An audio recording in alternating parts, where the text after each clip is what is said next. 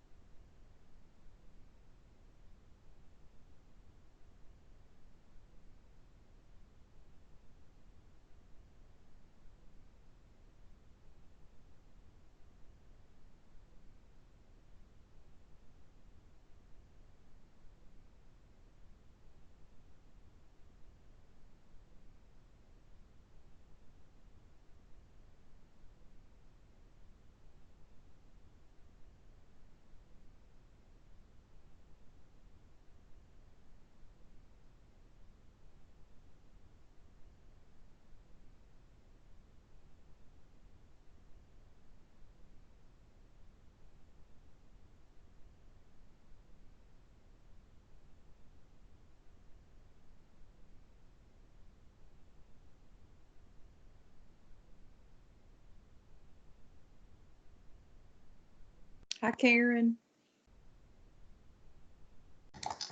Good morning. Oh, afternoon. Sorry, this day flies by.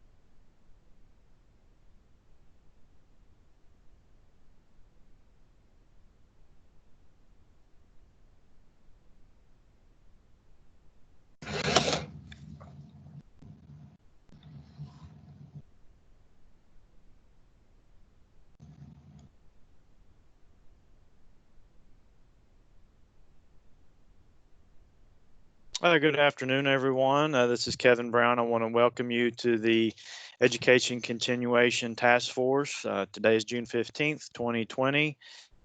We are holding this meeting virtually through Microsoft Teams. And I also want to remind you that the meeting is being recorded, and we will release the recording of the meeting to the public soon after the meeting concludes. We are unable to broadcast the meeting today live due to KDE having to broadcast another meeting going on at the same time or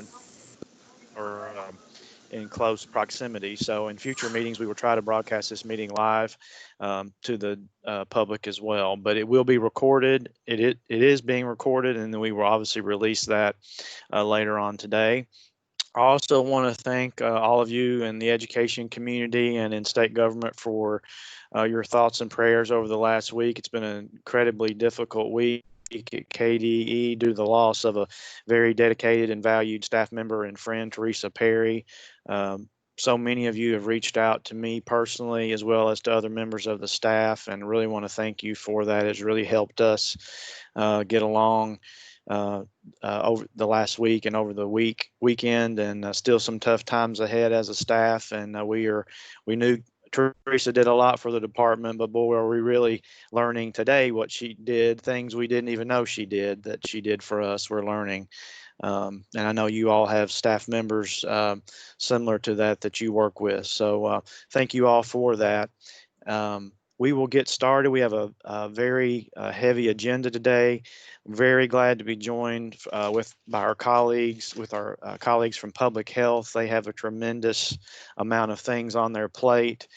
We just have to worry about education, and we know that's a heavy, heavy lift, but they are involved in all the other aspects and advising and giving guidance to all the other parts of state government and our society and economy. So we want to thank them for their work. And I know they've been working over the weekend. We had a meeting with them last week, and they've been very generous with their time and to try to make sure that we are giving the best guidance to districts as possible as we move into this uncharted territory and a school year that has a lot of unknowns and uncertainties with it. So I want to next recognize Lieutenant Governor Coleman. She is with us today, and as you all know, the task force is evolving a little bit as we get into reopening. And I'm going to turn it over to her to say a few words.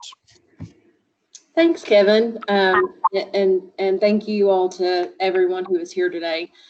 First, I want to say for the folks from the department, I know that it has been not a very easy weekend, and that's an understatement with the loss of someone that you all care very deeply about and who's very important to the department. And so I'm sorry for the experience this weekend, and want to thank you for being with us today. As the commissioner mentioned, he and the department very quickly moved into as much of a solution mode as they could once we canceled in-person classes, which seems like a lifetime ago now, and worked to build a coalition of folks who could help make recommendations for how to move forward in this new normal that we experienced towards the end of the school year. They took on every challenge that was in public education, from how to honor the class of 2020 to how to face our inequities with technology and access, to transportation, to food service, you name it, they did it. And just as we are all accustomed to in the field of education, our responsibilities are constantly evolving and changing, and that requires us to be flexible and evolve and change with them, with every new challenge that is in front of us. And so there are pretty much, I think, two I guess, components to this task force. And one is the Department of Public Health and the recommendations that they make based on their science and medicine and medical advice and all of the latest and greatest information that we can use to keep ourselves, our kids, our families, and our community safe. The other component of that is, what does that look like when the rubber meets the road? And that is, my friends, what we call public education. And so we have to figure out how to create the safest environment we can for our students and our communities, working together in less than ideal circumstances, where there is no right answer. That's a hard concept for us to grasp sometimes, and the circumstances are constantly changing. And so there's a lot of responsibility on our plates as adults to be good role models for our students and our kids. And as we move into this phase of going back to school, you know, this is going to be a difficult lift, and no one is saying that it's not, and no one can deny that that's the reality that we're dealing with right now. But we have all come together to create as much support as we can for the education community. So with that said, I know Dr. Stack will talk about the top 5 areas that every business and every building, state government, the private sector is having to update these days. And it's going to be the same for schools. We have social distancing that is going to be a challenge with hundreds to thousands of children in a building together. The issue of face masks is another important one. We also have the recommendation of temperature checks and health screenings. I do that every day when I enter the Capitol. We also have hand sanitizing and surface sanitation as well. And then the last component being contact tracing. And so what I think is really important to note as we move forward is we have different, while those are 5 pretty much across the board expectations for safety in our schools, we also have to think about how that looks differently across Kentucky, but also within each school building. So for instance, the way that a school like Bergen Independent, which is K-12 with 425 kids in it, in one building, implements those 5 safety expectations, is going to look different than one of the larger school districts, maybe in an urban area, looks. That doesn't mean one is right and one is wrong. It means that we have to allow the flexibility for schools and communities to be able to meet the needs while keeping their kids and their families safe. So within each school, we have common areas such as hallways, restrooms, gyms, auditoriums, those places, offices. We have, of course, classrooms, which is going to be a much more confined space. And then we have transportation to think about as well. And so almost every interaction a kid could have is likely to fall under one of those categories. And so we have to think about how each of those 5 safety the 5 safety expectations look in those different areas, and then how they look from school to school. And so we're going to face a lot of challenges with this. And I have talked to the commissioner, and I've talked to Dr. Stack as someone who has one foot in public education and is thinking, how in the world do I bring this to life in my classroom? To all the way to the government side of this, which is, our job is to give the best information that we can and allow for the most flexibility at the local level. So we have limitations on both sides with what we are able to do. The implementation is going to require a lot of support from a lot of folks at the community level and the state level. We are going to continue to deal with uncertainty and evolving circumstances, and we have to make sure that we are flexible enough to continue to evolve with those circumstances if we want to keep our kids and our families safe. Everybody wants school to open and for our kids to go back to what we know is normal. Everyone wants businesses to open, and I know all of us are tired of being in our homes and confined. And I can tell you that if there's one thing you don't want to do during a worldwide health pandemic, it's have a baby. I can tell you that from experience. Talk about isolating. That's even more isolating. But I do believe that this is the team that can create the best answer, because there is not a right answer, and to support our schools in helping bring these expectations to life. So with that said, I think it's really important, again, for us to remember that we do have limitations. There is no 100% right answer for every single school across Kentucky, because this is going to continue to evolve and change. So all we can say is that we know that these are the best practices for here and now, and we're going to help you make this happen because our kids' safety depends on it. And so I want to thank Commissioner Brown for bringing this rockstar team together.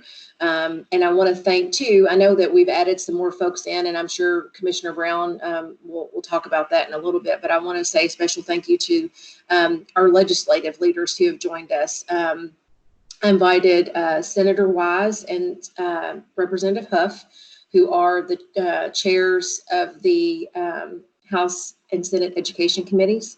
And then I've also asked Senator Reggie Thomas from Lexington and Representative Tina Bojanowski from Louisville to join us as well, so that we can help think about this from every angle possible as we work to get these schools back on track and back in the classroom in the fall. So with that said, I look forward to working with all of you and not only acknowledging the challenges that we face, but working together to figure out how to work through them, because that's ultimately what's going to lead to the success of public education getting back on track in the fall. So with that, I will turn it back over to Commissioner Brown.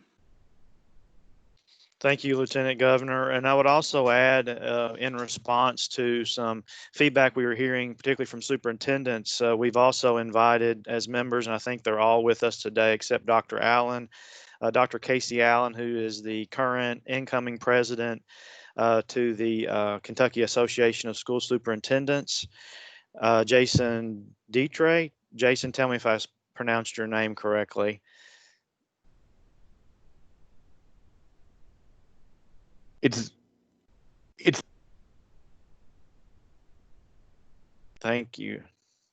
He is a incoming or a current president of the Kentucky Association of School Administrators. And then we also have Ronnie Holmes, a local board member. He is the current president of the Kentucky School Boards Association. Of course, all of these organizations were represented and still are represented on the task force by their executive directors or other members of those staff members of those organizations. But we wanted to add in additional members to represent those role groups from the presidents of those organizations. So we welcome you to the meeting today. We want to quickly get to the Department of Public Health. Also want to recognize that we have the Governor's Chief of Staff here, Latasha Buckner. Thank you for being here. I know your schedule is incredibly busy. But I also wanted to highlight something and sum up what the Lieutenant Governor said. Department of Public Health, the Governor's Office, Lieutenant Governor's Office, they've been great to work with. As you all know from previous discussions with public health, they have been very flexible or have tried to be flexible. They are the public health experts. But I also want to reiterate to the school community that requires us to meet them halfway on some of these things. And we know it's going to be a very difficult semester coming up, but we also know we have 650,000 students, the health of those students to protect, as well as the staff and the communities. And so it's important that we maintain this partnership with public health, and there will be difficult tasks ahead of us from the school community to implement some of these things, but every other school district in the country, they are trying to do the same thing in order to protect the public health. So we are going to be doing things we've never been asked to do before. I'm confident we can do them. And one of the reasons we have the task force is to make sure we're hearing some obstacles, concerns, so that we can continue to provide guidance to you and brainstorm, and even if necessary, reach out to our colleagues at a national level to see how we can help you solve them. So I know the time is very, very valuable for our friends at Public Health, and I know Dr. Stack was not sure if he would be able to join us. He is here today. So we have Dr. Stack and of course, Dr. White and Dr. Meserly are here, and I will turn it over to you for an update from Public Health. Thank you, Commissioner Brown, and I would like to thank Drs. White and Meserly on our team for working with this community over the last weeks and months. This is difficult for everybody, and please know my heart goes out to the education community and all the other sectors that have been devastated by this. I mean, there is no easy way to describe this other than a real crisis for all of our society. So, Commissioner Brown, do you have the little slide deck we sent? Are you able to project that, or do I need to project that? I have it. This is Karen Dodd. I will share it. I'm going to fly through this. It's a leave behind as much as anything else, just so you have this.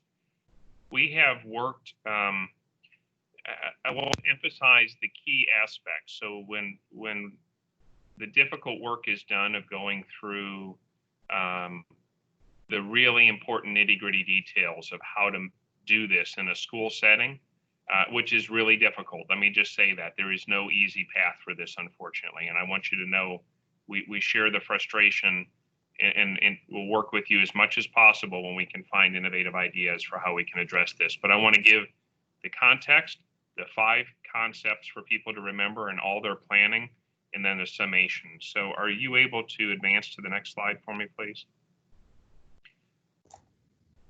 So for the perspective, I won't read every word on this. Just to put in context, the disease didn't exist until late last year. It hit a city of 11 million in China so hard they locked down a city of 11 million people. By comparison, our biggest city in the country, I believe, is New York, is 8.5 million people, at least for the metro city. So it shut a whole city. It was in Italy within weeks or a little over a month, and then it shut down the whole northern Lombardy region of Italy. It overwhelmed the hospitals in both those areas, and it leapt over to Western Europe.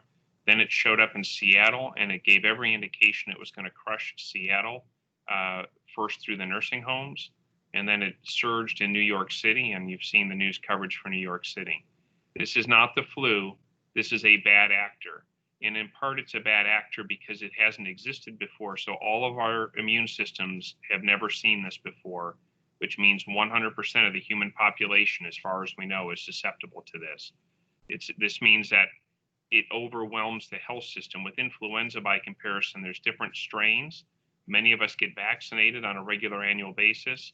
And so there's some degree of blunted infectivity for it, which helps us with influenza. We don't have any such help with this. And just to put in context, when we were making these admittedly dramatic decisions in March about shutting things down at the pace we did, the projections based on what we saw in China, Italy, and other places suggested as much as 1% to 2% of the Commonwealth of Kentucky and of the United States of America could be dead in one calendar year. It's staggering. But in Kentucky, that's 45 to 90,000 people who could have died from this illness instead of the 500 we've reported so far, which is still a tragedy. But all the modeling suggested that could happen. There is no vaccine, there is no cure, and there is no effective treatment specific to this disease, which means we have no weapon tailored specifically for this disease, which is why these next 5 slides, which have been so disruptive and will remain so disruptive to our lives, are so critical, because there is nothing else we can do to help people other than support them if they get this infection. If we could go to the next slide.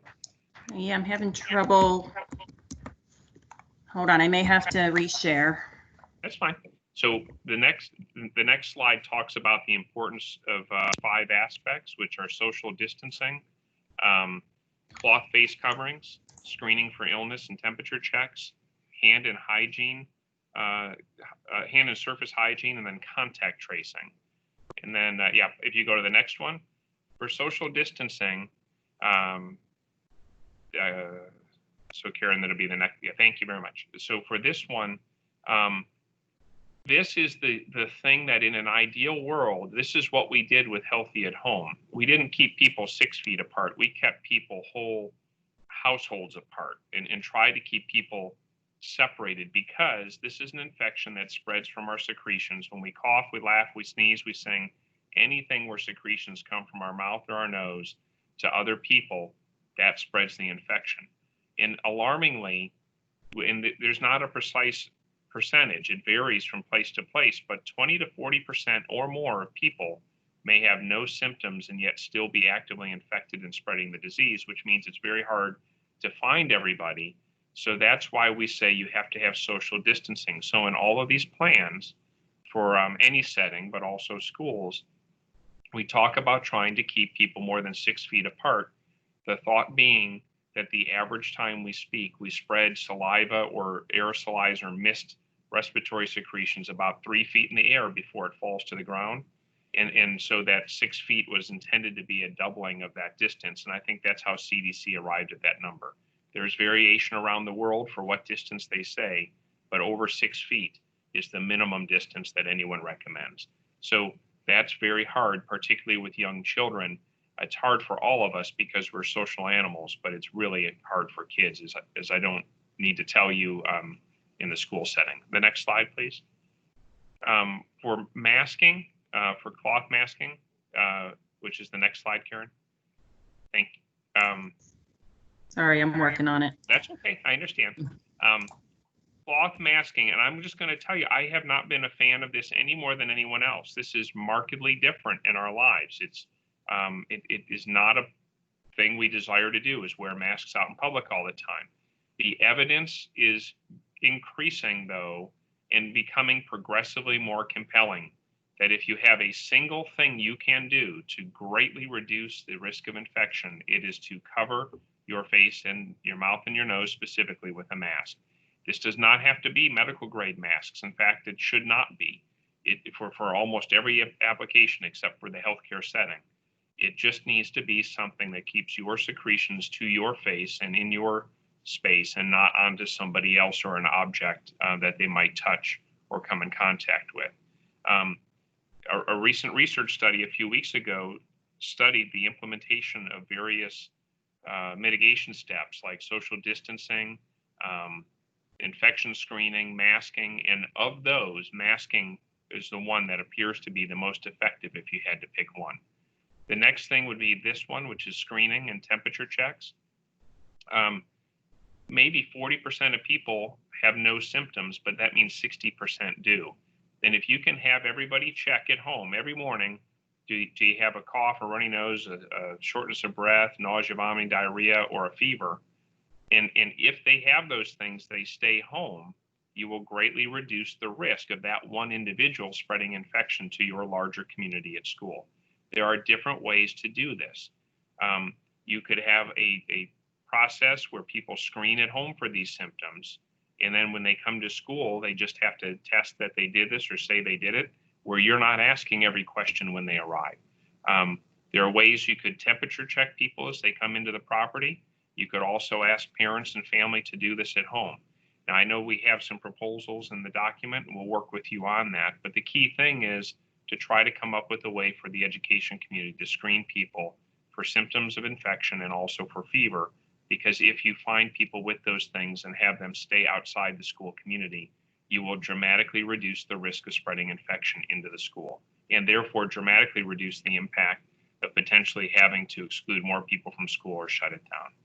Hand and surface hygiene is absolutely essential. You can go forward, Karen. You had it right. Thank you. So for hand and surface hygiene, this is an infection overwhelmingly spread by the droplets going directly from one person to another, but not exclusively that. Our hands are the most common device that we use to touch our nose and our eyes and our face, which is a risk for a couple reasons. One, if we cough or sneeze into them and we touch other things, we can deposit viral particles onto surfaces that other people can touch and then infect themselves. So we can give infection to other people. But the other thing is we can touch objects and we can bring infection to ourselves. So the way we recommend minimizing this risk, the single most important thing in this regard is wash your hands a lot.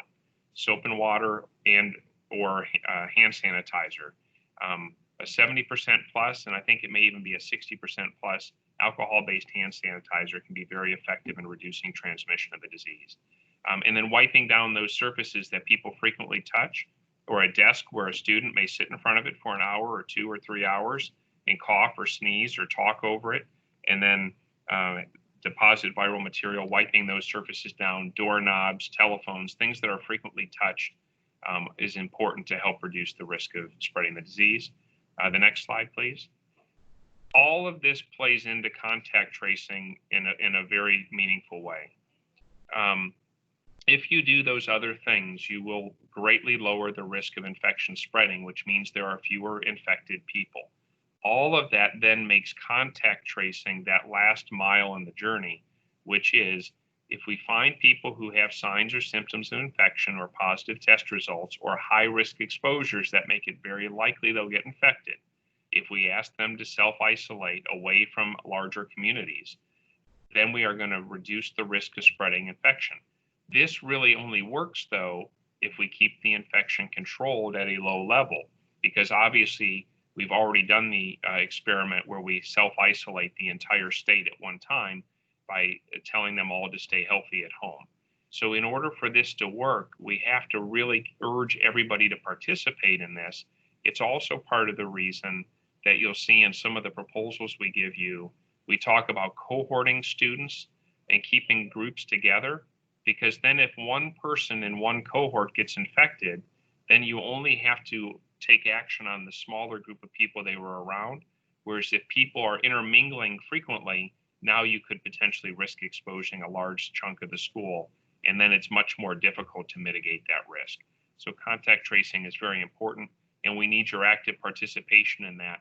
It will be difficult because in the United States of America, talking to people on the phone about infection or illness is not something we routinely do like this. And yet this is what we have to do to try to allow us to get back to normal activities. In the final slide, please. This is just on the last one to acknowledge that these tools are very disruptive to our lives. There's just no way around that. But until we find a vaccine, a treatment, or a cure, this is what we have to offer. And I will tell you right now, I look every day at the publicly available websites and then what I have internally. We have Arizona, Houston, Texas, South Carolina, and other places having a tripling of their case rates over the last couple weeks. We have Harrison County saying they are worried that they could have an overwhelming of their health system and maybe having to set up a field hospital. We have the largest health system in the state of Arizona reporting that they may have their health system overwhelmed and run out of ICU beds. Unfortunately, this is a real disease and a real crisis, and it's not going away this calendar year. If we get a vaccine, it won't be till the beginning of next year at the earliest, and then it'll take months to get it deployed to people. So we're looking at living this way in one form or another for the next 12 months, I would anticipate. And Dr. Fauci said the same thing over this past weekend. So we are here to support, to help, to partner with. Commissioner Brown, I'm very grateful for your leadership. I'm grateful for Lieutenant Governor Coleman's leadership.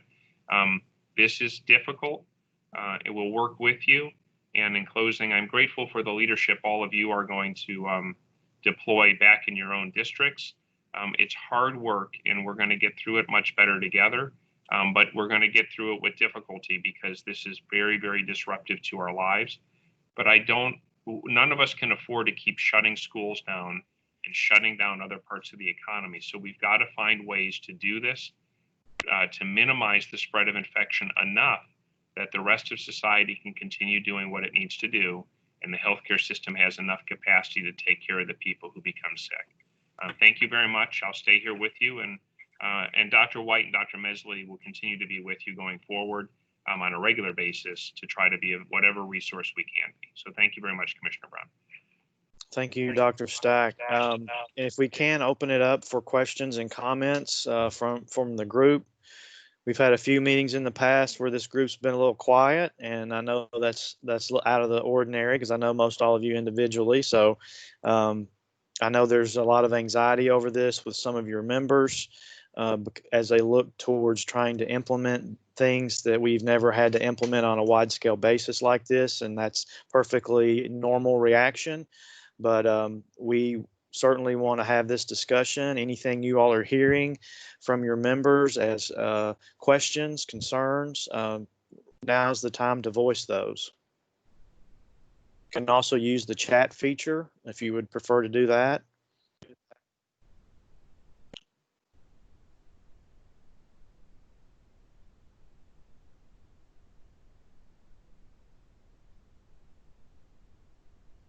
Any questions right now?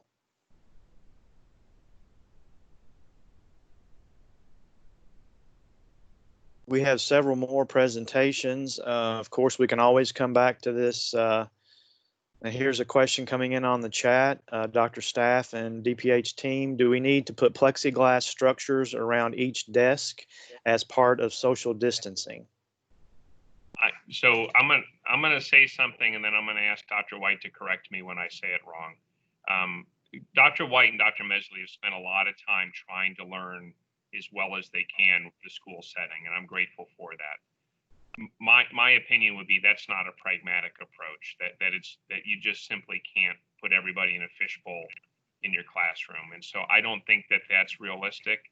I think you're better off to try to have some distance, the 6 feet, if at all possible, between everybody. And when they're moving around the room, when they're moving around and engaging in activities, to wear masks.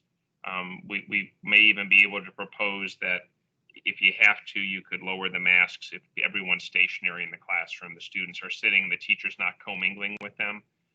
We'll try to work with you on that, but I don't think putting plexiglass around every desk is a pragmatic or reasonable approach. So no, I would not recommend that. Dr. White, have I misspoken?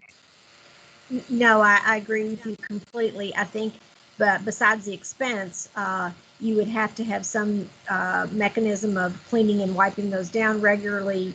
How are they going to be secured? Could they fall? And then one of our environmentalists was mentioning the fact that a child could fall into one of those plexiglass plates. Even with a smooth edge, the probability of a trauma happening to a child is an image I can't get out of my head. So I think we would be better off not doing that and sticking with masks if they can, unless you can get them 6 feet apart, and then they can sit in the classroom with their mask off. And related to that, the next question, I think you probably already answered that, but do we see the masks as a non-negotiable?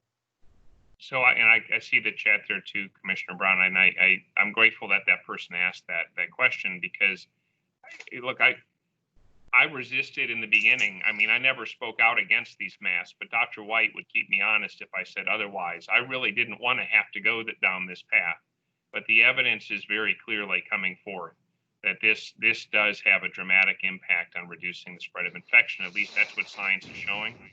So I wouldn't use the word non-negotiable, though. I would say that it's really essential. I mean, whenever possible, whenever people are going to be anywhere near each other, to wear those masks if you're not just with your own household. Obviously, there are situations where it cannot happen. You can't have kids run around a soccer patch, or a soccer field in 85-degree heat wearing a mask. Okay, so there are times you just cannot do it, and in those cases, you should not do it. You should not endanger someone to wear a mask. But whenever possible, people should wear a mask. It's effective and it's easy to do, even if it's undesirable.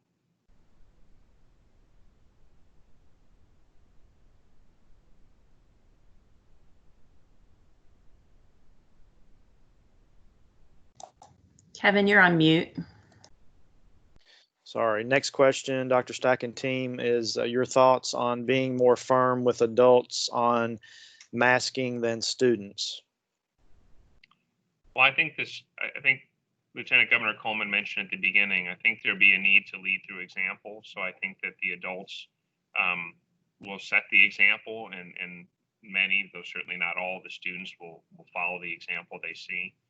I do think, I will say this, when we talk about being more firm with adults, I do think that it'll be important for the education community to consider those people who are probably part of your faculty and your staff and your other support services to be more careful for the high risk populations. And are there tasks they can perform, or can they educate from a distance? I think you'll want to be careful with them to try to make sure they're in settings where they're not at elevated risk of exposure. Okay, thank you. Comment from Deputy Secretary Regan. So stay with the slogan, when you move, you mask. I think that slogan is reasonable. I mean, I think that's reasonable. And also, when it won't fit your slogan, but I mean, if you put 10 people standing together in a 10-foot area, that's obviously high risk. So when you move, you mask, that works, yes. Or when someone around you is moving as well. You may be sitting perfectly still, but if there are people up moving around you, you would want a mask as well. Related to that, a comment from KSBA regarding masks and who wears them when and when they don't has captured the public's attention and focus, and stated that when some parents will say that they won't send their kids to school with a mask that's required. Others will say the opposite. That's a discussion I know we've had, and a difficult one, and one that really doesn't have a lot of solutions. I know for today in our leadership team meeting, and we've also discussed this, I think, with the Lieutenant Governor's office already, and I've already seen some public service announcements from CDC, the prospect of maybe having a Kentucky-centered public service announcement and/or other types of social media outreach where we know our students are, like on TikTok and other platforms, by individuals that they respect or look up to from sports or entertainment, perhaps signaling that masking is important, that it's accepted, that it's cool. Those are some of the discussions we're having, and hopefully sending this message in as many different avenues as we can. It is disheartening, and I know everyone shares this, when you do go out and you have your mask on and then you look around and your neighbors are not, and you're all of a sudden surrounded at the dollar store and nobody has a mask on but yourself, and you know that to be contrary to what we should be doing.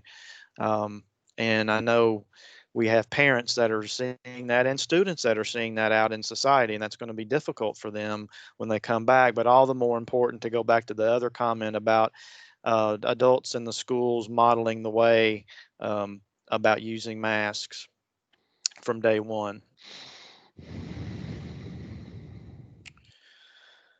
Comment that districts are surveying their communities with parents responding their children will not wear a mask. What advice might you give to help these parents understand COVID-19 is an imminent threat?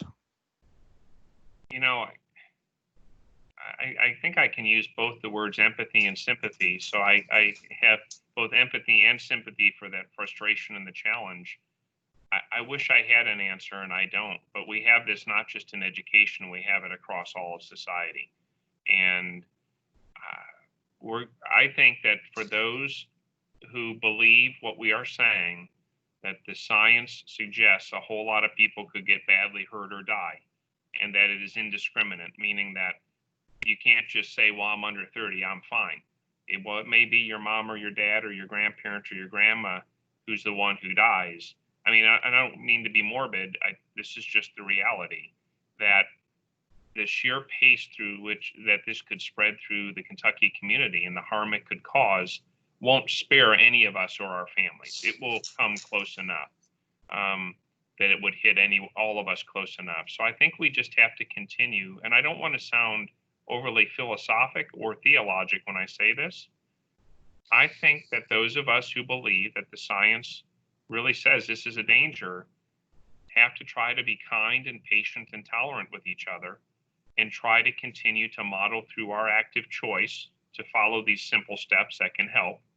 And then exercise our own judgment. So I tell you what, all of us can keep ourselves safe from people who flaunt the rules. Stay away from those folks as much as you possibly can. That's harder in some settings, but what I've said at the press conferences is if you are wearing a mask and other people are not, the easier way to keep yourself safe from those other people is just to walk further away from them as you cut your path wherever you're going. And I think we're going to I kept saying all along, I want to inspire people to do the right thing, not compel them and not coerce them. But I recognize that this is very, very difficult. And across our community, some people believe this is a serious threat and others don't. And that's just a societal challenge we're going to have to keep navigating.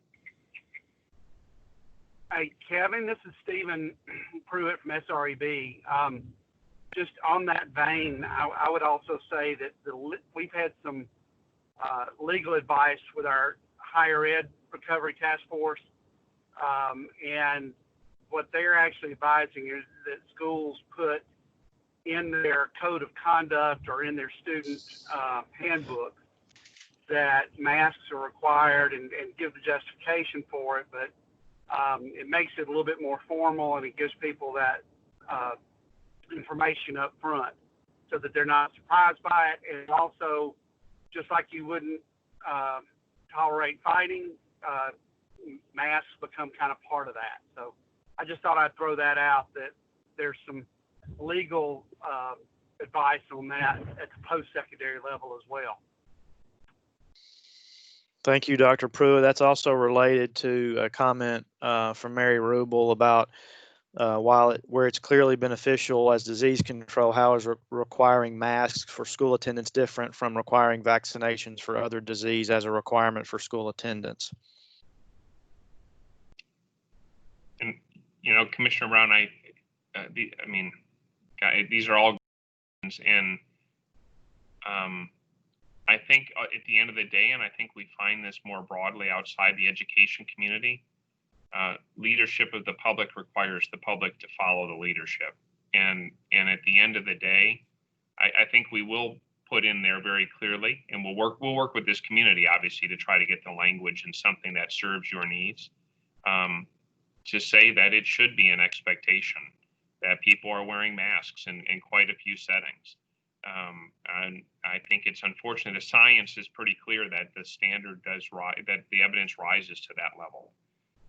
But I also don't want to set the schools up for failure any more than the situation requires. And this is obviously difficult, all of it. So we'll look to work with you for your unique sensitivities in your environment and do our very best to help you with the science to come up with what is the safest thing we can do, given the very real world implications of what that means for your community.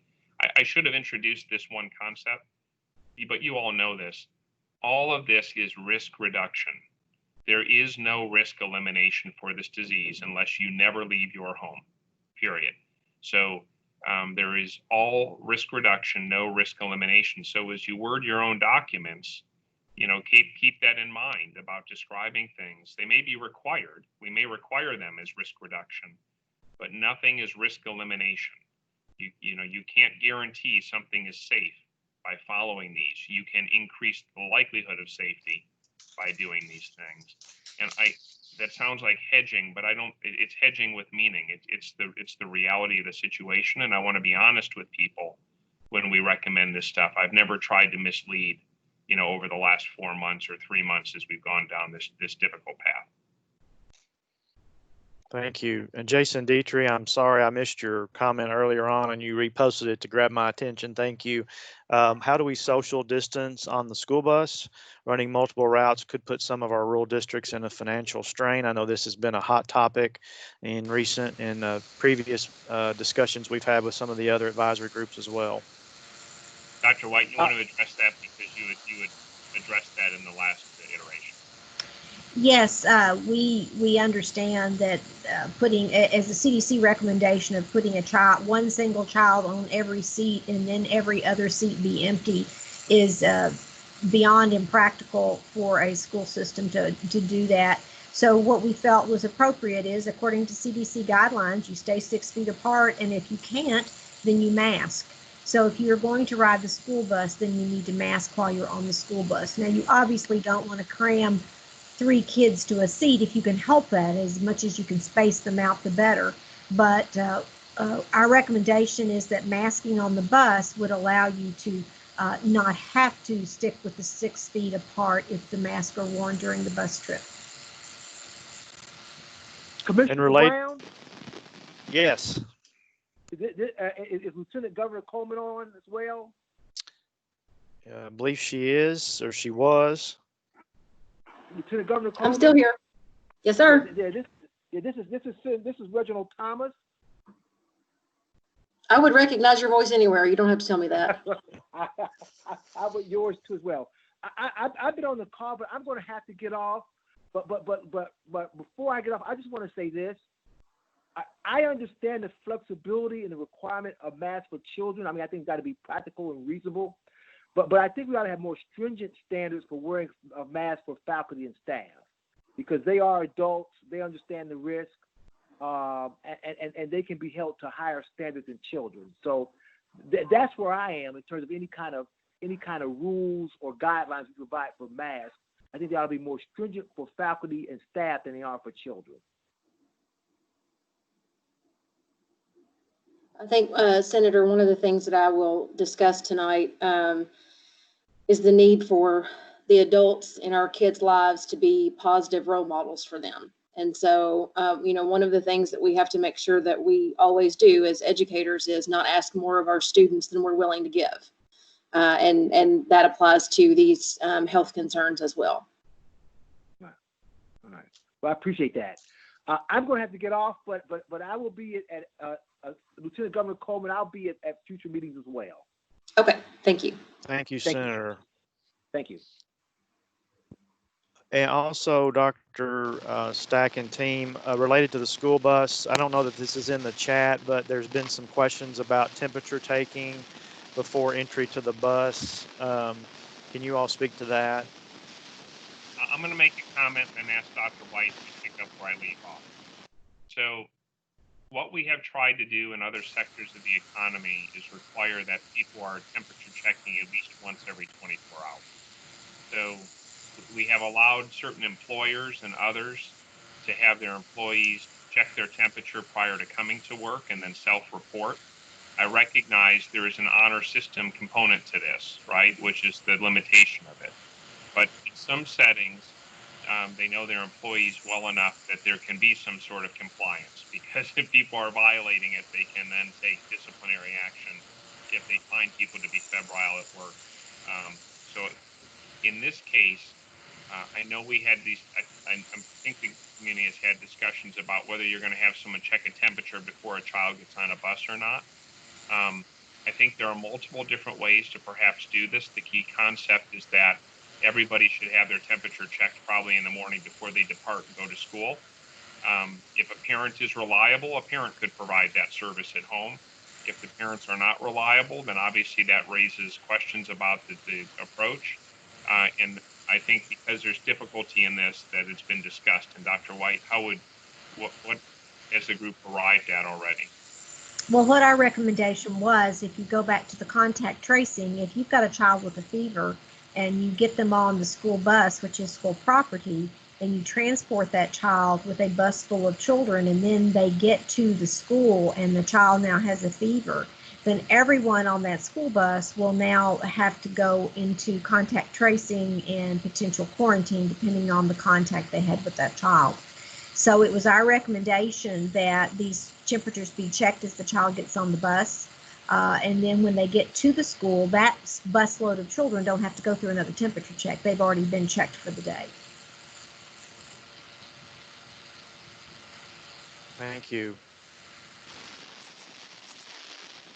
Question regarding, let's see if I missed it here. Are you recommending 6 feet social distancing with or without masks, or is it allowable to have less than 6 feet with masks or when moving? So and what I'm about to say is frustrating. I get that. But the two things are both necessary and beneficial.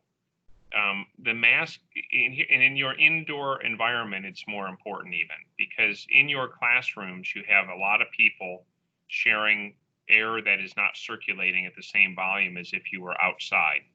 And so you have the possibility for contact duration matters. That's why some of these like scientific conferences or professional conferences, there was one in Boston that was resulted in the spread of infection. People together in the same physical space, that is the setting, particularly an environmentally controlled space where the temperature is controlled and the humidity is controlled. So, you know, if you have air conditioning in the school or obviously heat in the winter, it controls the environment and the air circulation is less. And so there is the possibility for this virus to become aerosolized and suspend in the air. And so people, it's a relatively small exposure if you're just passing through, like in a grocery store, you're just passing if you're walking next to someone briefly. But if you have 30 kids and one teacher in a classroom for an hour or 2 hours at a time, then there is the possibility that the people closest can get sufficient concentration in the air to get the infection.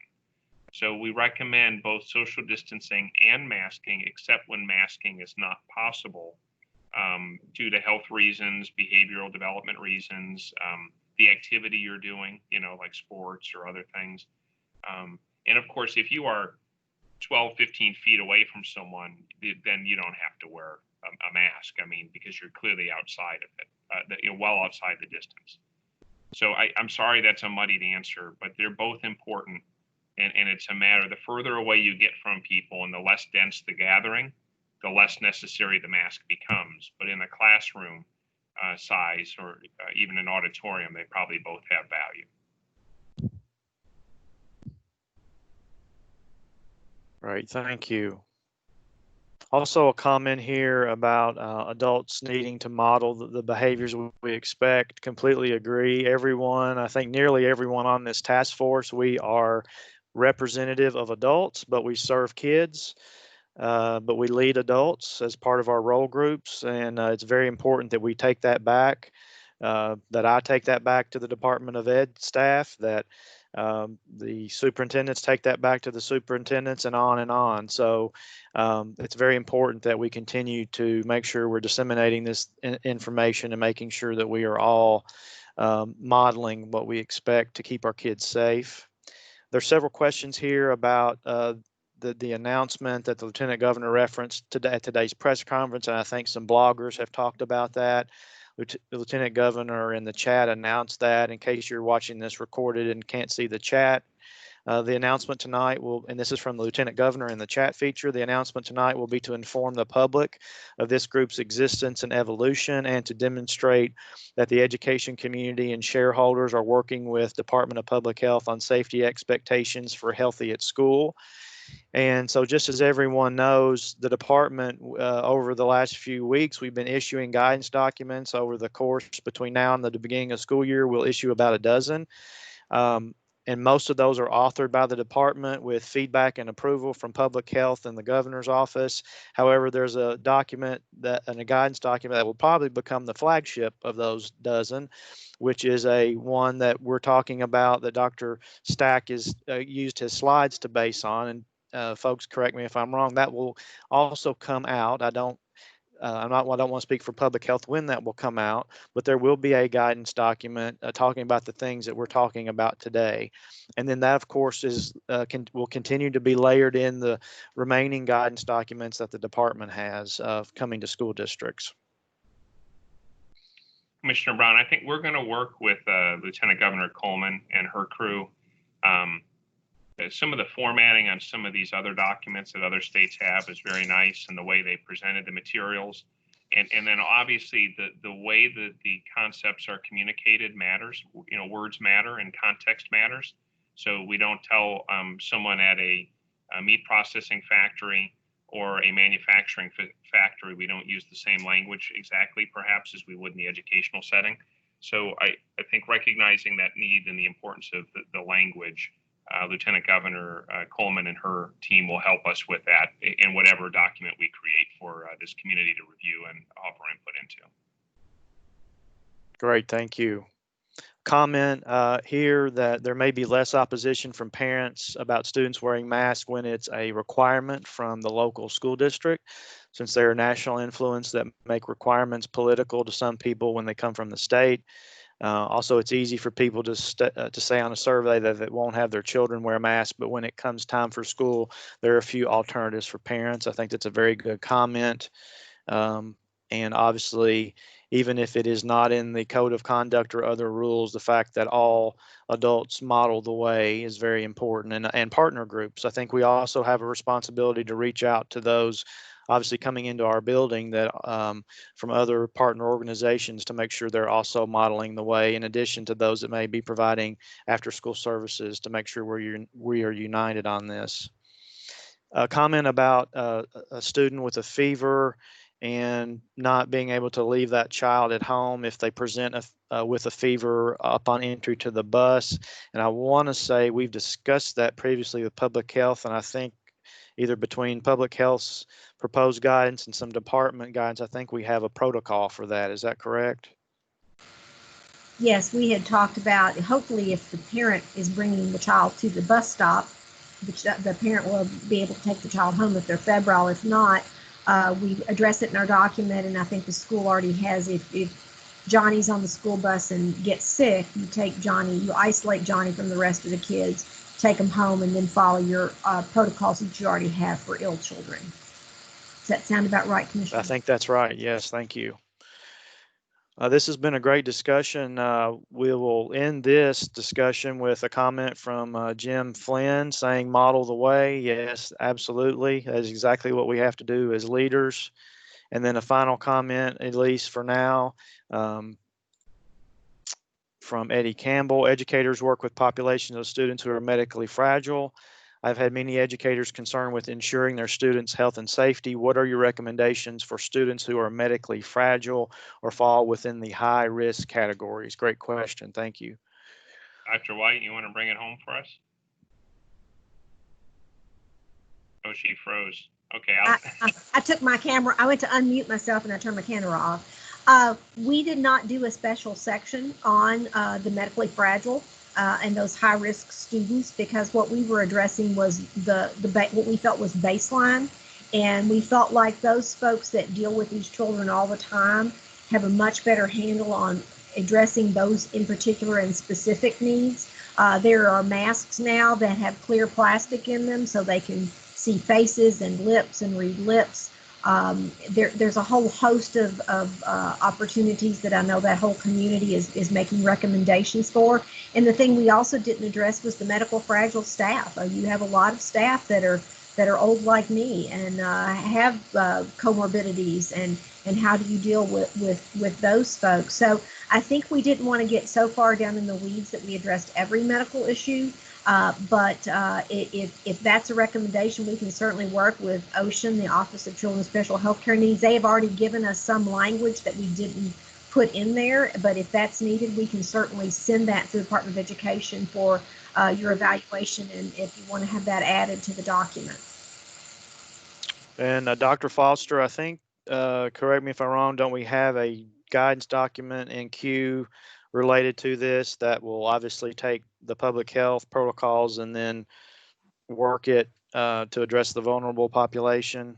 I think Yes, Associate okay. Commissioner Greta Hilton and her team are preparing a document for students with special needs. Okay. And Great. Commissioner, can I say one last thing? This is Jacqueline. Yes. Okay, all right. I'm gonna have to hop off because I'm getting ready to get on to another meeting, but I just wanted to say, again, thank you all for being here with us today.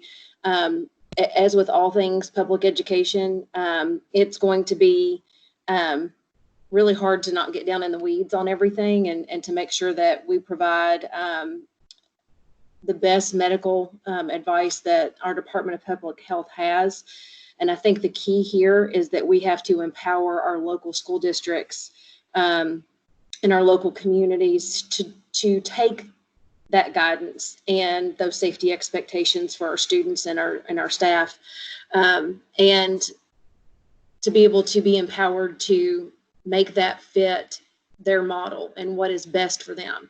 That doesn't mean that that wearing a mask is optional based on where you go to school. I don't mean that, but what I do mean is different schools and different communities can implement these each of these requirements, and it look different, but they could still be following these guidelines. And so it's really important for us to remember that we are up here at the state level, thinking about this kind of from a 30,000 foot view, but every single community has, every single school district has an elected board of education.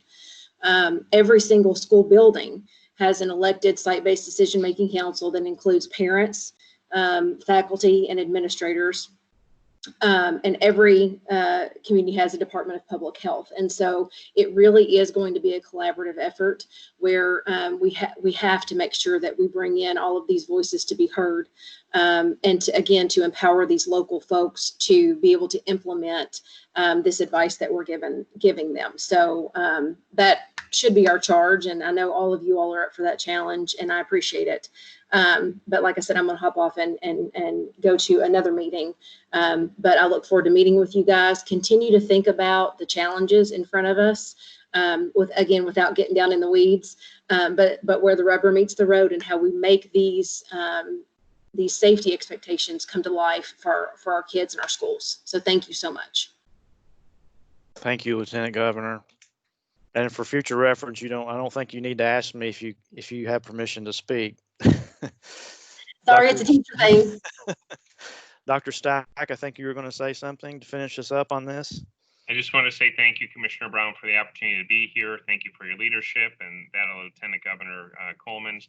I'm very grateful to Doctors White and Meserly. I hope you found them to be a useful asset to this community, and they'll be here with you going forward. So good luck and bless you all as we navigate these difficult times. But together we'll get through this. Just like the governor says, we'll get through this. We'll get through this together. Thank you. Thank you, Dr. Stack. And I also want to thank you and your team. You've been great to work with. I know you will continue to be. The amount of time that you're giving to the education community with all the other responsibilities and sectors that you have before you is truly amazing. So thank you. Doctors White and Meserly, if you are able to stay with us for the next hour, it'd be great, just in case. We also understand you have other obligations, but we will move on to the next item, which is Dr. Caldwell from the Kentucky Association of School Administrators for an update. This is a reminder to all members of the task force, if you have items you want to share or you need feedback from this group related to COVID-19, you have a ability to do that at every task force meeting. So Dr. Caldwell. Thank you, Kevin. I appreciate the opportunity and the invitation. So when COVID-19 shut us all down in mid-March, we started asking ourselves here at KASA, what could we do to support our 3,200 members? How could we engage them? How could we support them? And so a lot of webinars, more Zoom calls, just what everybody needs. But what we've been doing is really listening, leaning in, and trying to understand where there might be gaps that we could perhaps be helpful. So one of the first is a roadmap to return to school group. And it's really a think tank that's led by various superintendents from across the state. And basically everyone self-subscribes to the group if they want to participate. It's open. They often bring their teams, or team members might participate without superintendents. Nick Carter at Breckenridge County, Patricia Sheffer at Union, Brian Kreisman at Fleming, John Ballard at E-Town have been superintendents who have been sharing their plans, their approaches, and their details in terms of where they are with each phase of planning. They are surveying their communities. We've had conversations about face masks when parents say no. We've talked about innovative calendars, and our call this week focuses on lost learning. How do we recapture? How do we start over? So again, it's a think tank group. Anyone is invited to participate in the group. A second thing that when I talked about listening, leaning in and listening, we really started to understand from superintendents in terms of the confusion, in terms of mixed messaging. Melissa Biggerstaff gives a great example from the U.S. Surgeon General just this morning. And so when you start to think about the confusion, directives versus recommendations or guidance, all of those things make it very difficult for leaders to be solid in the decision-making process, because once you make a decision, the information changes on you. And one of our conversations has been getting comfortable with communicating the unknown. And that's a pretty big topic to discuss, and especially to get comfortable with that. But a second webinar materialized that was called Analysis Paralysis. And basically that's helping our members understand the legal aspects of what they're being asked to do. The difference between guidance and a directive, immunity versus ministerial duties, all about fostering decision-making, but also understanding that more than likely, yeah, you probably are going to get sued. That's something that happens in the school world, and not many are outside of this education family really recognize that or understand that, but that's a big part of our work, and it consumes our time and our resources. And so getting comfortable in this COVID-19 world and all of the challenges around it is a big one in terms of helping leaders get comfortable with the unknown and making the best decisions that they can, because they have the best insider knowledge when it comes to their communities. They know what their communities need. They know what their communities want. So how could we help them? And that's through sharing information around the legal aspects. We've also been meeting with first-year superintendents and all of the newly named superintendents on an every other week basis, offering them the opportunity to opt in, and they lead the discussions and determine what the topics are. We've also been circling back around with Julian Tackett, KHSAA. I suspect he's on this call today. He's been fantastic in terms of just being a listener, sharing information that perhaps had already been released to the public, but allowing people the opportunity to absorb and to reflect and then come back with their questions. And that's been really helpful as well. The last few items would be specific support for principals, understanding where they are with COVID-19, what they've been through, and the fact that we need them to carry their teachers, carry their schools all the way through summer and to restart school in the fall. And so looking for resources like Frank DeAngelis, the former principal of Columbine High School, which is a mass shooting several years ago that we're all very familiar with. Frank has been very instrumental in helping people understand, while a different type of tragedy, nonetheless it is a tragedy, and how do you deal with that, not only from an operational standpoint, but from an emotional, a mental, all of those different aspects that make up the leader who is supporting everyone else. And we're repeating that with special ed directors and counselors, getting ready to tackle that next. And so I hope that's helpful in terms of information from KASA and perhaps generating some ideas around what you might do to help your audience. So thank you, Kevin. Thank you. Any feedback or comments regarding the information just shared from KASA? Feel free to speak up or put that in the chat. I know there is a discussion going on in the chat about, and you referenced it as well, Dr. Caldwell, about the Surgeon General's advice on masks. I'm just going to ask our friends at Public Health to address that on tomorrow's superintendent webcast.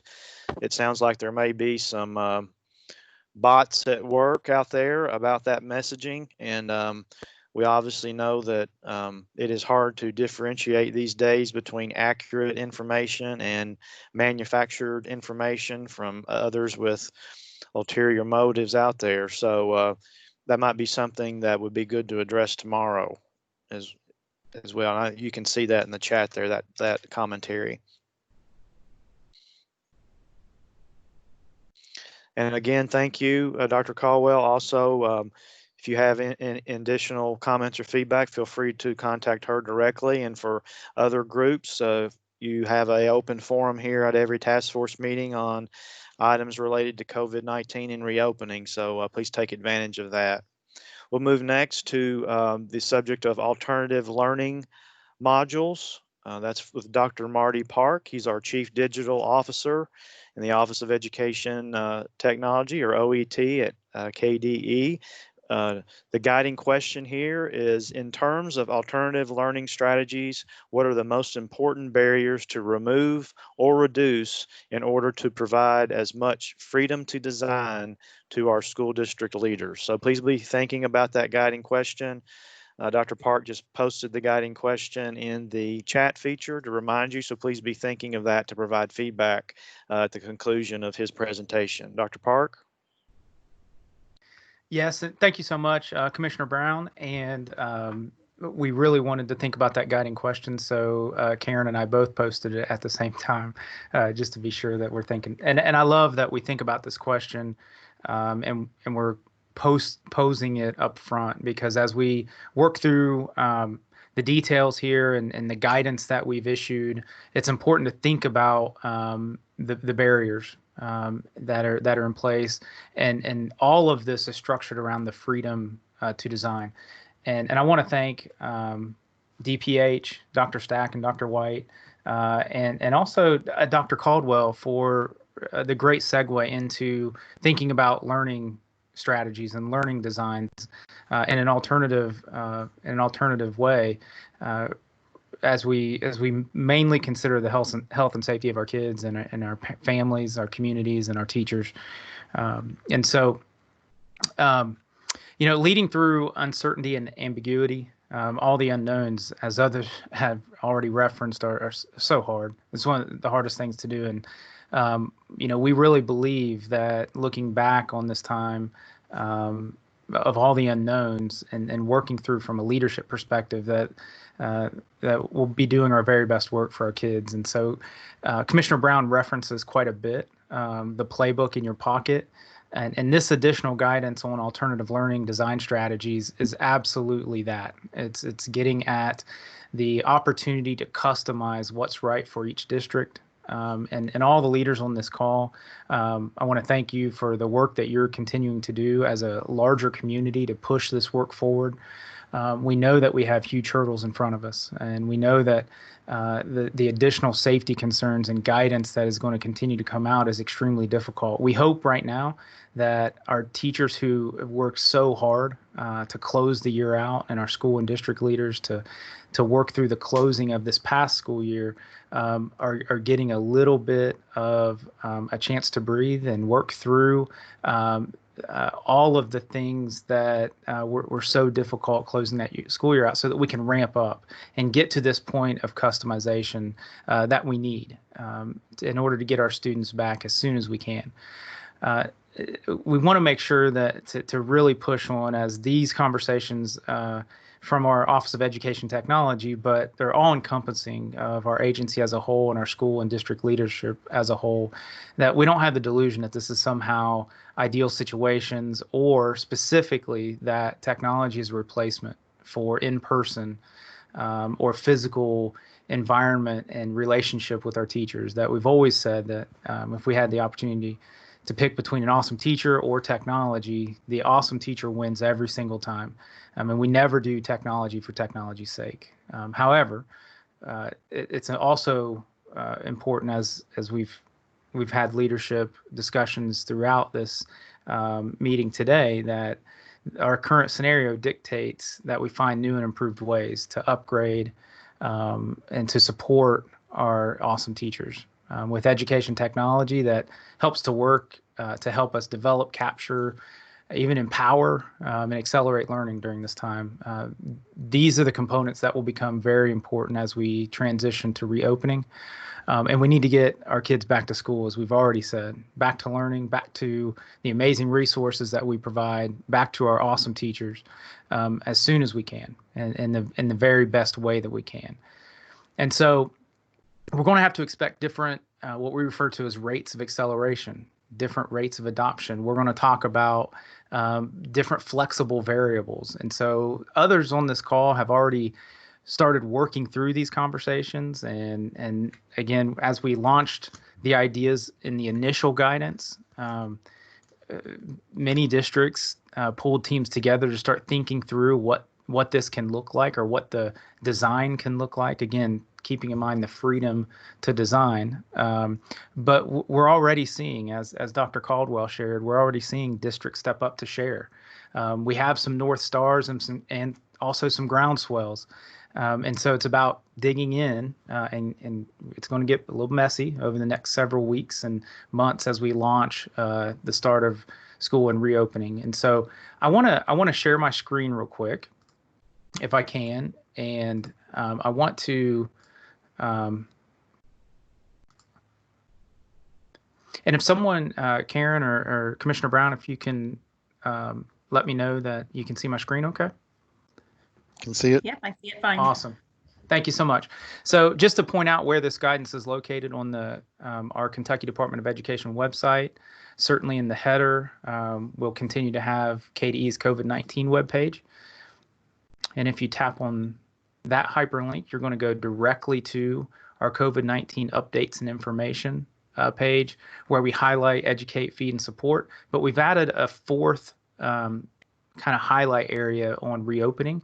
And if you tap on our reopening work, you're going to notice that we have KDE reopening guidance and non-KDE resources. We've shared this in multiple ways, but I wanted to point out that we have additional guidance on alternative learning design strategies. And that's what I'm going to be speaking to directly today.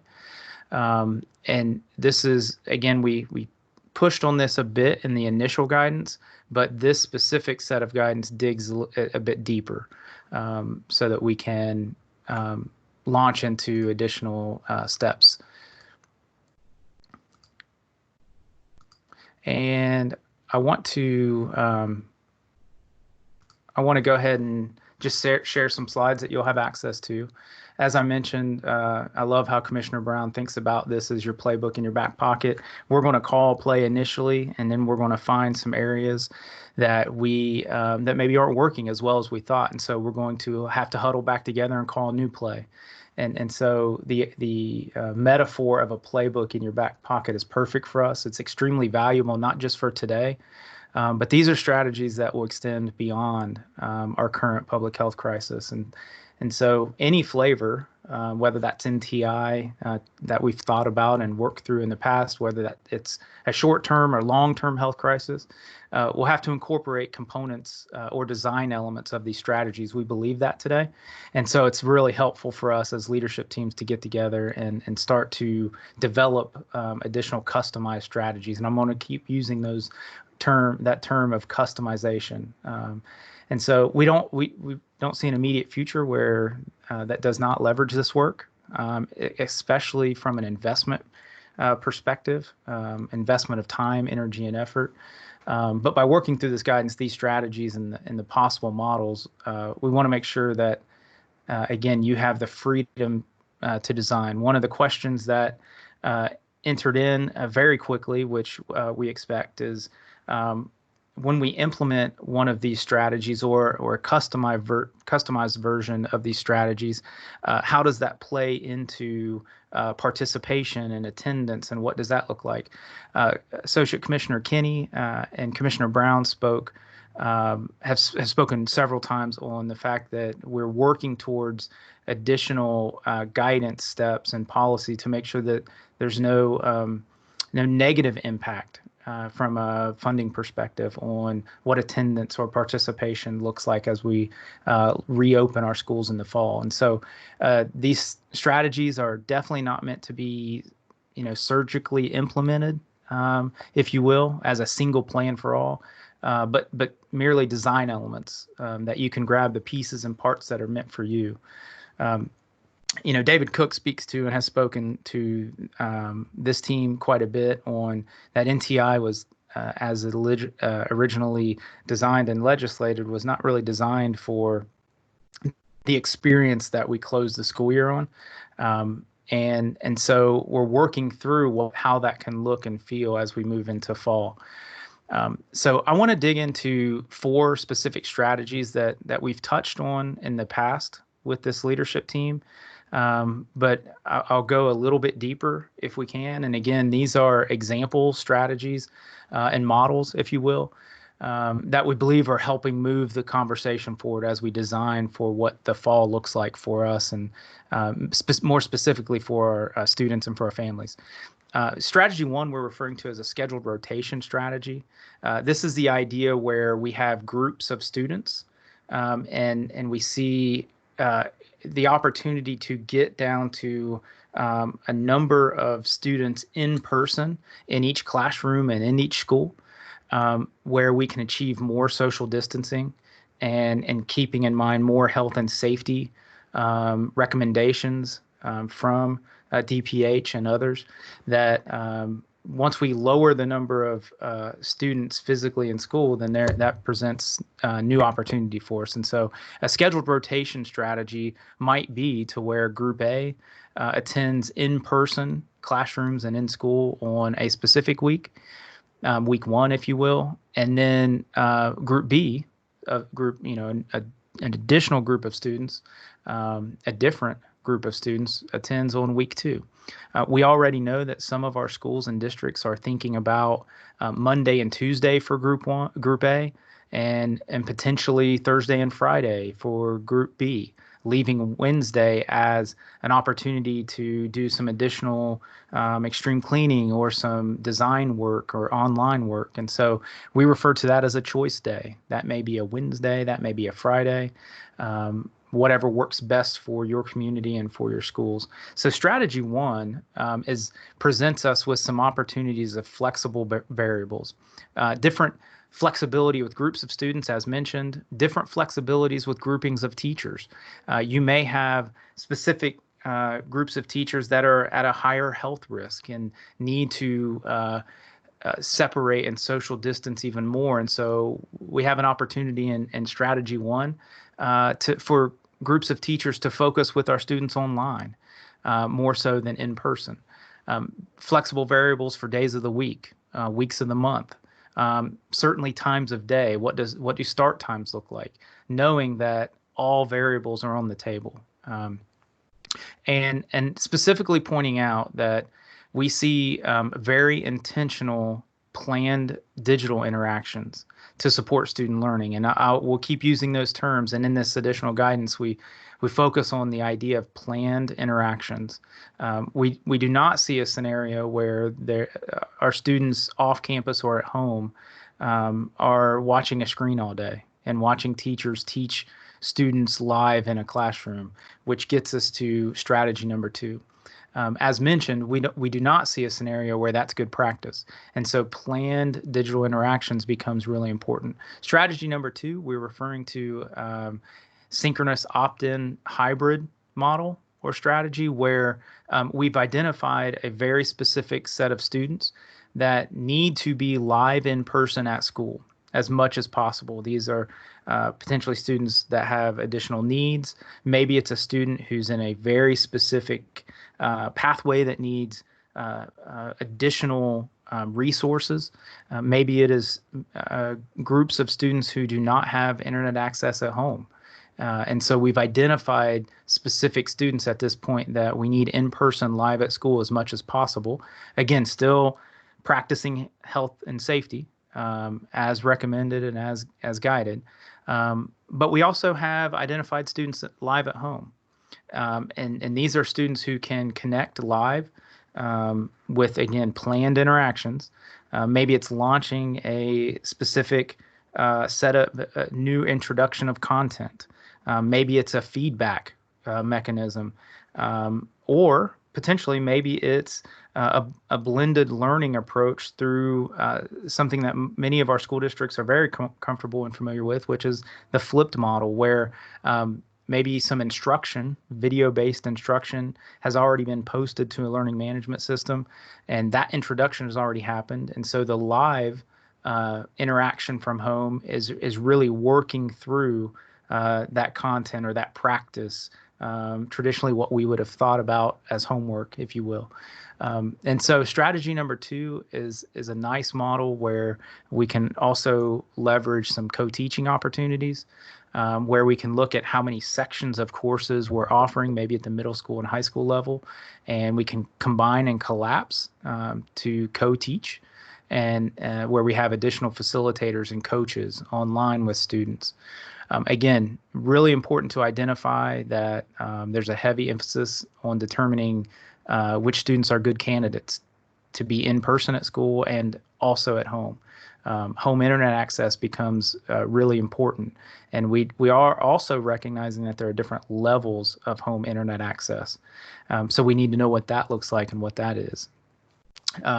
Procedures for developed for parents in the opt-in to remote learning from home becomes even more important, and so we're going to continue to talk about and work through parent onboarding, what that can look like, and how that is a best practice. Learning management systems in this strategy also become really important and can continue to be important. Strategy number 3 is a strategy that we're hearing discussed quite a bit more, and this is really combination of strategy 1 and strategy 2 as presented, where week 1, group A is live in person, and group B is live at home. And in week number 2, for example, there's a flip-flop. So group B comes live in person at school, and group A is live at home. Again, the instructional design is super important here. With this design, students would, be sorted into 2 different groups, and alternate periods of time, if you will. Additionally, in this strategy, it's important to think about on-demand learning designs as well, not just all live instruction and learning. And so that's important to us as we move forward in this strategy. And finally, in strategy 4, is the consideration for the expansion of our online and virtual learning programs. Many of our districts, over 100 school districts today, are offering online and virtual courses in some flavor. Maybe that's through partner content. Maybe that's through a partnership that is developed through an additional service. However, most of the time that is offered to pick up courses here and there. And so we want to recognize that this strategy to expand this design becomes extremely important. So that may be a single district with an online and virtual program where we only do in-district enrollment. Again, many of our districts are already there with that, but thinking through the expansion of how you offer that becomes important. It may be a single district with an online and virtual program with expanded enrollment options. So we have right now today 21 school districts across the state of Kentucky who are allowing students and permitting students from other school districts to enroll in their online and virtual program. So we want to think about how we expand that in smart ways as we move forward. Now, setting the expectation up front that this is continued work. This is something actually prior to COVID-19 is a body of work that we had recognized and understood that we need to continue to develop across the Commonwealth. And so we're trying as hard as we can and as fast as we can to work through this development statewide. And we see this continuing to develop targeted at grades 6 through 12, as opposed to traditionally in Kentucky, it's been more of a 9 through 12 experience. And so I wanted to go ahead and pause here for some additional questions and thinking through that guiding question that we asked. Again, we recognize that we have additional guidance to put in place to give our school districts the freedom to design, or to promote the freedom to design what learning can look like for students, while recognizing, as many of us have shared, that some families will not feel comfortable sending students back to school. So how do we develop strategies to keep our students in our public schools while offering an amazing experience altogether? So I'll pause here.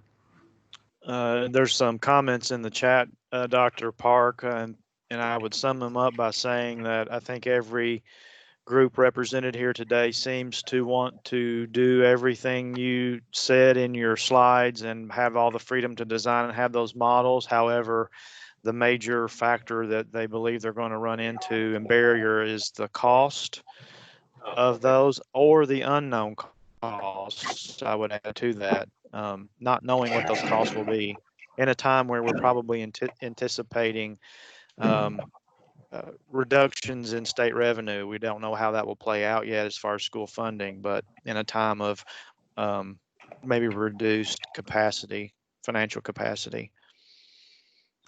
Yeah, we definitely agree with that as well. I know that the School Superintendents Association released ideas on what will it cost to reopen schools, which has been a resource shared quite a bit. Definitely agree that there are a lot of unknowns right now. From a teacher professional learning perspective, and onboarding into some of these strategies, there's not just cost associated, but there's energy and effort. And so we recognize that. And, we have many events throughout the state over the next 6 to 8 weeks, and attendance to what we would refer to as design sessions has been very promising. It appears that right now our indications are that from leadership level all the way through to classroom teacher level, that we're recognizing that we're going to reopen school, and we need some additional tools and tooling and resources to be able to do that well. And it's not just about technologies, as I said earlier. It's about instructional design. It's about learning experiences. It's about trying to figure out how to do feedback well in a hybrid environment. And so all of these components we feel like are necessary to highlight, identify, but then work through additional help as we can.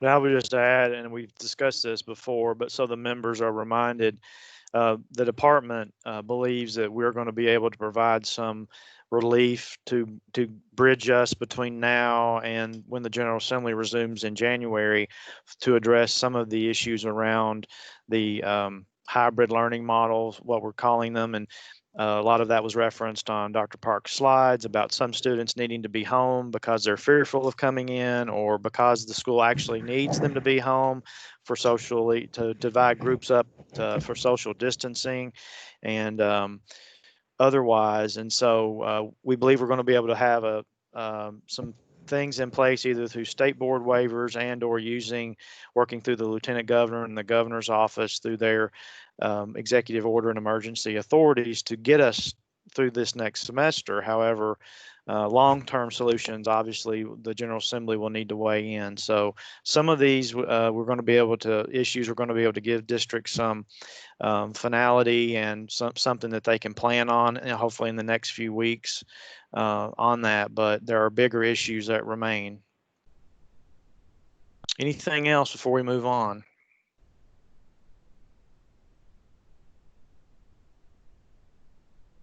some additional comments there in the chat, Dr. Park. And just so all the members know, the chat is archived. So if you need to go back and look at the chat for a link, even after the meeting is concluded, you can go back into Microsoft Teams to do that. Thank you for the presentation and the feedback from the group. Next, we will move to intermittent closures guidance. David Cook, who's our Director of the Division of Innovation with the Office of Continuous Improvement and Support. The guiding question here: what factors should KDE consider when helping districts prepare for intermittent closures? David? Thank you, Commissioner, and good afternoon to everyone. This is my one opportunity in this particular situation to say thank you again to everyone in our school districts, both teachers, parents, students, and all classified employees, all administrators, for the amazing job they did over the last three months in implementing NTI on the fly. And as Commissioner Brown has said before on occasions, we may not have known anything about it on March 16th, but we were sure a whole lot better at it at the end of May. And I appreciate all the extra effort that everyone did in making sure we educated, fed, and supported our kids and our teachers and our staffs. So I just wanted to put that out there first. As Kevin said, I'm going to talk to you a little bit about this word intermittent closures. When we talk about that, what we're really referring to is the readiness that school districts have for sudden closures of schools.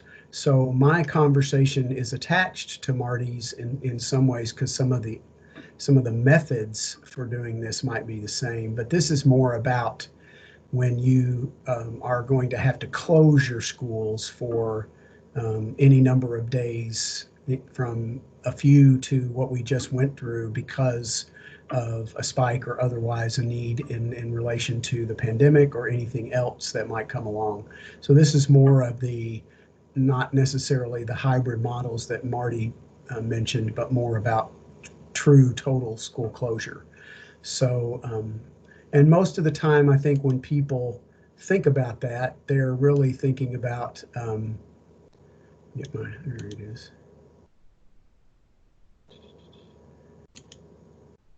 They're thinking about just the NTI plan, and that is a huge part of it, of course. Every district, and I appreciate again all the hard work people have been doing to get applications in for next school year, and we're almost there.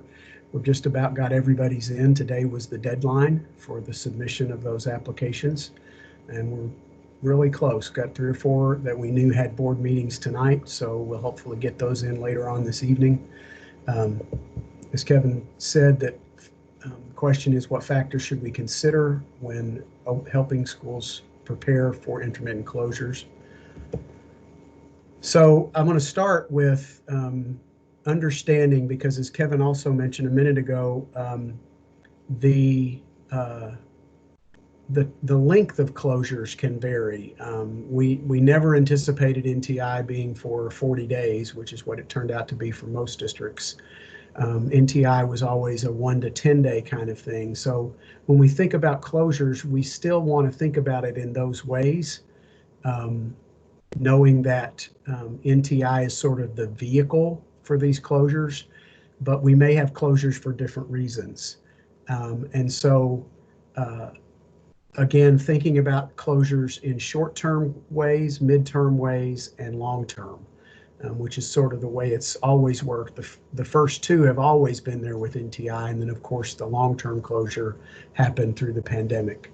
As it relates to pandemic type of closures, there could still be short-term closures, and it could be that you have to close your district for a couple of days so that you can do deep cleanings, or that you can think about thinking differently about your social distancing. So you know you're going to be coming right back, but you still have a closure. Then there's the midterm closure, which may be probably what we might be looking at most of, which is maybe we have to shut down schools for a week in order for, or 10 days in order for us to get through some kind of a spike. And then, of course, there's the long-term closure, which we just had. And that will almost always, my belief is it will almost always be related to some sort of restriction placed on our schools because of a public health situation, so that we can't come to school, and it's probably a long-term closure. So when we think about intermittent closures, beyond just the plan to get NTI in place, districts need to have readiness plans that incorporate other aspects of the process of school. And inside those plans are both common elements that are there regardless of the length of the closure, and then there are elements that probably vary based on the length of the closure. So those common elements, and Dr. Park mentioned one of those just a minute ago, we think it's very, very important that a district and its teachers be prepared always so that their instructional design is done in a way that isn't caught off guard by closure. And the best way to do that is to create tech-enabled instructional design. And that doesn't mean it's all technology. It means that you've designed it probably through a learning management system or something like that, so that if you have an intermittent closure, you're not caught off guard and have to shift and go, okay, wait a minute, I have to redesign all of my instructional materials because of the closure. That you're always in a ready mode. And the best way to do that, of course, is if your teachers can use learning management systems all the time and your students are familiar with them all the time, then it won't be hard for the student to shift gears either. So that's the first element of a common elements of intermittent plans or readiness plans. The second is something that I think we often don't think about, but because we could have intermittent closures, it's really important that if the student has a district owned piece of technology that they have been assigned, that they have access to that, and they're constantly being reminded that they probably should take that home, because you don't know if tomorrow you're not going to be able to come back to school and get it. So even if it's not there's anything they need it for a particular evening, probably should be getting in the habit of taking those home so that they have them if they need them. And the same is true of other types of things that might be regular things that students use, i.e. textbooks or other materials. Get in the habit, so your planning should include how you're going to make sure students are thinking about what needs to always be with them should there be a closure. Then we come to variable elements. So short-term closures, 1 to 2 days. You may not choose to take NTI days for a short-term closure, because you could simply, as some districts, as some of you did before the pandemic, just close school. If you miss school for snow, you close school for a couple of days. On a short-term closure, you may do that. You may say, well, we're going to clean the district. We're just going to take a couple of days off. But you could also use your approved NTI plan to continue to have learning happening on those days. So there's the first element of your plan that might be different, is thinking about whether or not to use NTI. The submission of work is also different on a short-term closure, because if you're only going to be closed a couple of days, it's probably going to be really simple to come back and bring work in. Students can bring their packets if they did paper-based stuff, just like districts have always done with NTI. That's usually the way it's done when there are those short-term closures, is to just bring it back when you're going to come back to school. And then, of course, it's all based on whether you're doing NTI or not. You may just not have food service options on a short-term closure, simply based on the fact that you're closing schools and not having anything occur. But if you are, you probably want to think about how you're going to deal with food services. Those midterm closures, I would suggest that you probably do need to implement NTI. so that you don't lose. One of the things that we always talk about with NTI is the learning loss. It's not about NTI, of course, making things increasing achievement, but it's about let's not lose any gains that or any work that we've done to that point. So what can we do? So NTI probably, when you get 3 days or longer, is probably a good idea to implement your NTI plan. It can still be done probably in a return to school kind of format, which is again what most districts who did NTI previously did. You bring it back when you come back to school. And then again, with food services, it's all about what you have in place already when it comes to school closure regarding your food services.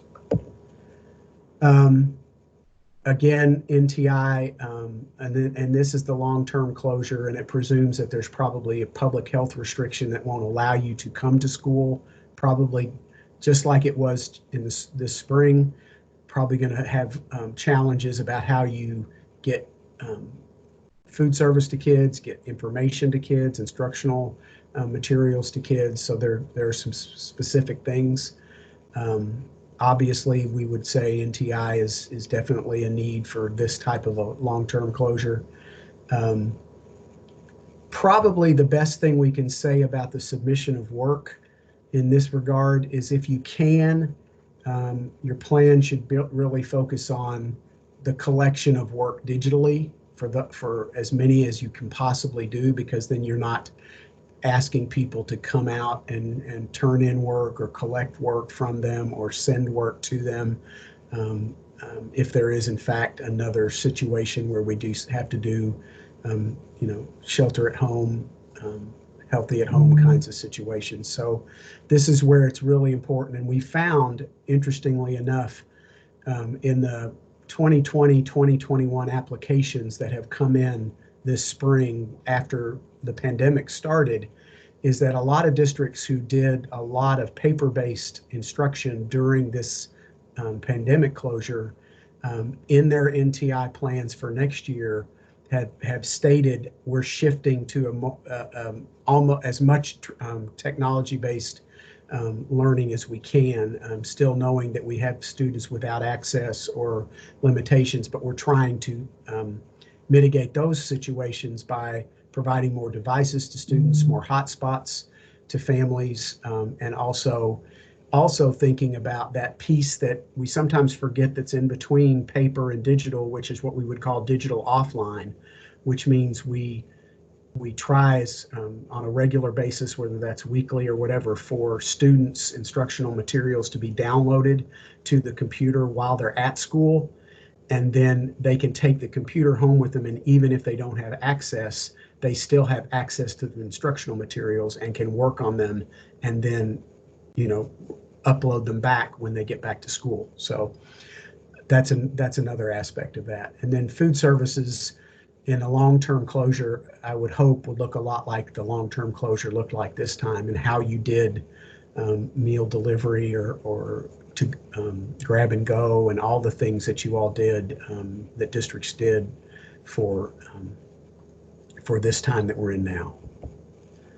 A few other things that we've noted from this particular experience with the pandemic is deployment of classified staff.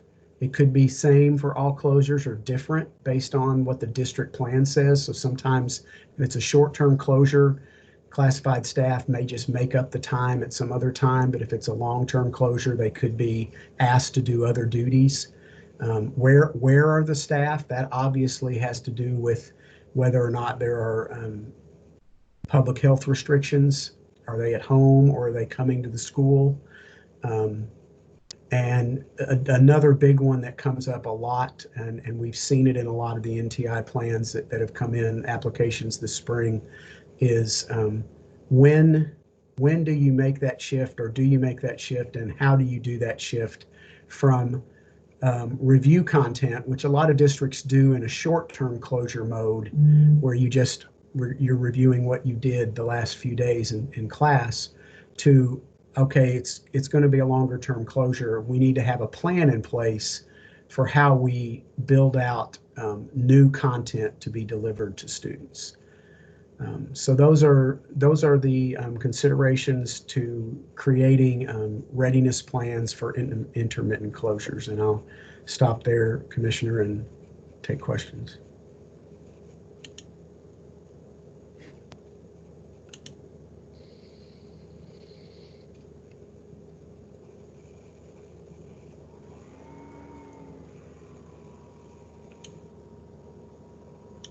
Any questions or feedback? I know there's one question here or a comment from Brent McKim regarding any executive orders or waivers that may issue from the department for next semester and how they may or may not be similar to Senate Bill 177.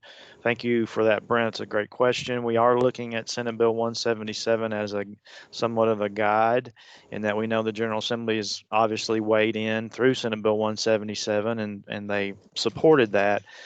We are, though, mindful that there are some things in Senate Bill 77 that may not be relevant until the next semester, as districts start finishing up the year, the following semester, meaning in 2021, and obviously the General Assembly will be in session.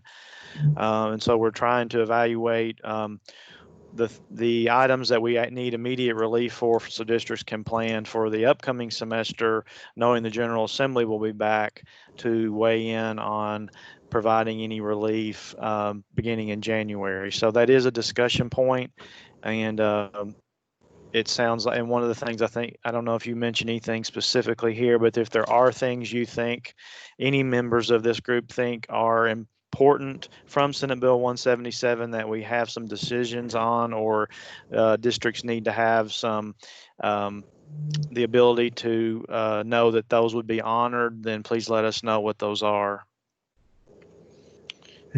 Question, David, from Yeah, you got Kevin, it? I've got it from Melissa. Thanks, Melissa, for this question.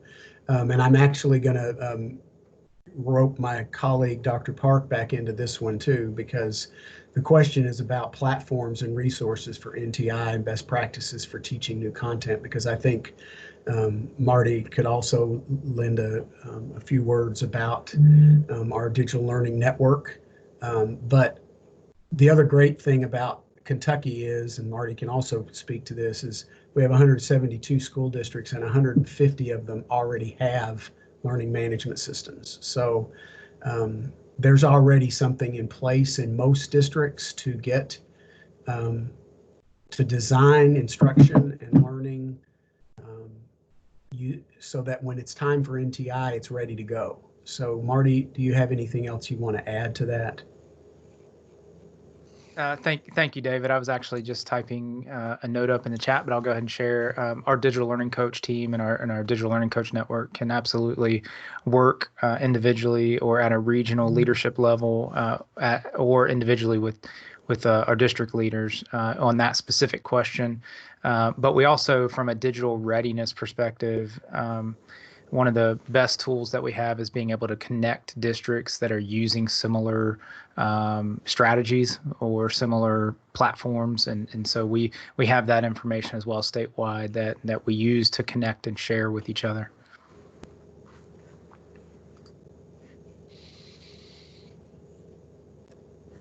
We have some good feedback going on in the chat that we are making note of and recording regarding any waivers or other executive relief that may need to be provided over the summer related to Senate Bill 177. This is good feedback. Thank you all. I think I speak for everyone, and General Assembly probably included. We all thought we would probably be through the woods on this around May 1st, or at least by Derby, and around March 9th when all this was going on, Derby seemed a long way away, and kind of all thought we'd be back in school, and we're not, and we know why now. But I don't know that anyone realized we might need these types of some of these same relief measures that were in 177 in the next semester. So thank you all for that. Anything else for